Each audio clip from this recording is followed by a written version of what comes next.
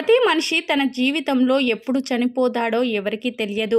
కానీ చనిపోయే రోజు నేను ఇంకా చావకుండా ఉంటే బాగుంటుంది, లేదా నేను చూడాల్సిన జీవితం ఇంకా ఎంతో ఉంది అని బాధపడకుండా చనిపోతే చాలు. అలా సర్వసాధారణంగా ఎవరు అనుకోరు. కానీ సినిమా ఇండస్ట్రీ విషయానికి వస్తే జూనియర్ ఎన్టీఆర్ మాత్రం ప్రపంచాన్ని ఎంతవరకు చూడాలనుకుంటున్నాడో అంతవరకు చూసే తీరుతాడట. పైగా తాను చనిపోయే రోజు ఏ ఒక్కటి చూడలేదు అన్న బాధతో చనిపోకూడదని గట్టిగా ఫిక్స్ అయ్యాడట. ఇది తన అన్నయ్య చనిపోయిన రోజు అనుకున్నాడట.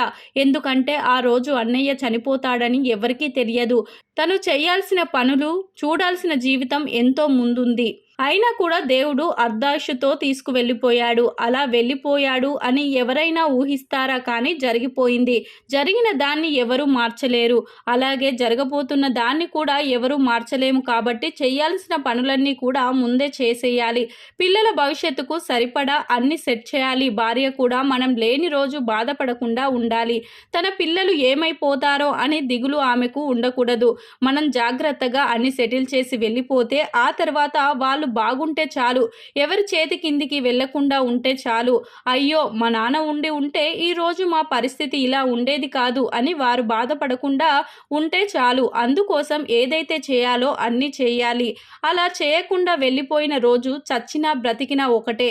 అందుకే ఖచ్చితంగా చెప్తున్నా, ఇది నాకు మాత్రమే కాదు, నాన్న ప్రేమిస్తున్న వారందరికీ చెప్తున్నా.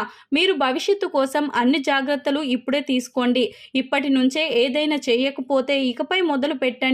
మీరు లేని రోజు మీ కుటుంబం రోడ్డున పడకుండా ఉండడానికి జాగ్రత్తలు ప్రతిదీ తీసుకోండి. నా కుటుంబం ఇద్దరిని ప్రమాదాల్లో కోల్పోయిన రోజు ఈ విషయాన్ని నేను ఖచ్చితంగా మనసులో నిర్ణయించుకున్నాను. ఆ విధంగానే అన్ని అనుగుణంగా చేసుకుంటూ వెళ్తున్నాను. మీరు కూడా ఇదే విషయాన్ని గుర్తుపెట్టుకొని ప్రతిరోజు మీ ప్రయాణాన్ని కొనసాగించండి అంటూ జూనియర్ ఎన్టీఆర్ ఒక ఇంటర్వ్యూలో ఎంతో ఎమోషనల్గా మాట్లాడి అందరి చేత కన్నీళ్లు పెట్టించినంత పని చేశారు.